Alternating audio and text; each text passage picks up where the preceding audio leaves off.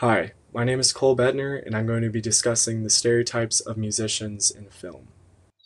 Modern society seems to be fascinated by popular musicians. Their stories are covered on the news, arena shows are sold out daily by hundreds of thousands of people worldwide, and anybody can tell you about their favorite artist. We collectively love everything about music. Musicians are shown all over the media, although it is not always in a positive light. It seems that every year, several movies are made depicting either a fictional or real band or artist. These films typically represent the musicians well, but in a roundabout way. There are a series of stereotypes that most of these movies use to portray the musicians in a more interesting way. Often the artists are depicted as less than optimal people, but their passion and music make up for their lackluster qualities. For as unique as most artists are perceived to be, our mental image of the word artist usually does not differ much from person to person. Typically, we think about somebody who believes in their craft enough to sacrifice other things in life. These may be things like money, family, a steady job, health, and many other things.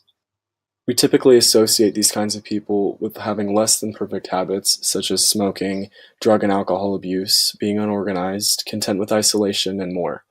According to the media, musicians hold no exceptions to this idea. There are countless types of depictions of musicians in movies, but they are often negative. As stated before, the musicians in movies are often portrayed in ways that make them seem like less than stellar people, but their music and passion allows for us to like them, either as fictional characters or real-life musicians. For example, in the film Wayne's World, Wayne and Garth are two rock and roll loving best friends that host a public access TV show about music.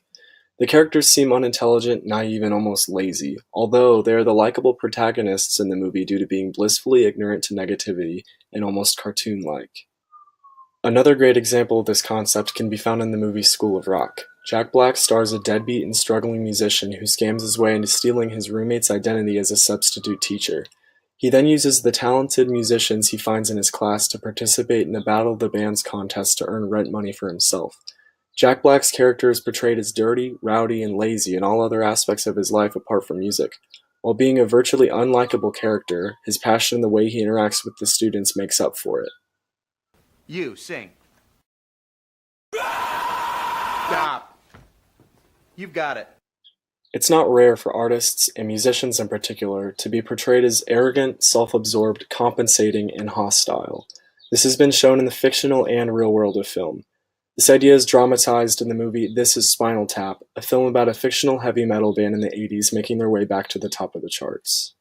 This one is just, it's perfect. 1959, it just, you can, listen. How much is Just this? listen for a minute. The sustain, listen to it. I'm not hearing anything. You would, though, if it were playing, because Yeah.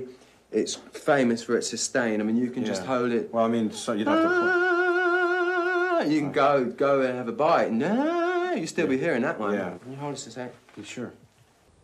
A much different example of this is in the documentary about the band Metallica that was filmed during their roughest phase as a group titled Some Kind of Monster. The documentary captures the tense emotion that comes to the surface after being the biggest band in heavy metal for 22 years. This film is different though because it is non-fiction, but it still contributes to the negative stereotypes we may associate with musicians and other artists. A very recent and perfect example of the negative portrayal of musicians in movies can be taken from the 2019 film The Dirt. For 1 hour and 48 minutes, the movie shows the band's drug and alcohol-fueled success story followed by the tragic and painful demise of the group. The film does not shy away from showing the worst of the worst, including Vince Neil's manslaughter incident and Nikki Sixx's nearly fatal heroin overdose. This film does a great job of showcasing the awful qualities and personality traits of each of the band members while simultaneously reinforcing the negative stereotype associated with those who make their money performing live music. Whether it be overly emotional, neurotic, anxiety-induced, unintelligent, lazy, dirty, self-absorbed, or unprofessional, the media we consume as a society has a way of shaping the ideas we have about the people who make the music we enjoy every day. While there may be some merit to these assumptions we hold towards the musicians and artists that provide us with music and the films about music, it is unfair to rely on these stereotypes to profile anybody who would like to make a living working with music.